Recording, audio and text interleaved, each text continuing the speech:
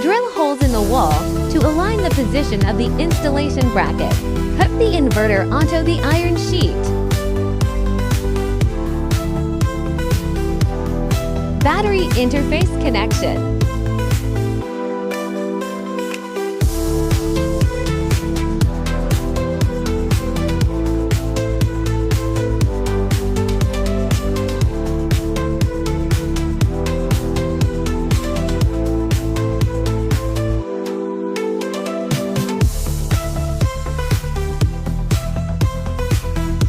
Mains power connection.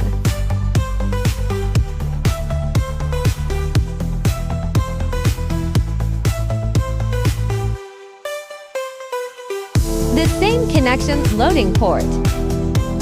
Wiring display.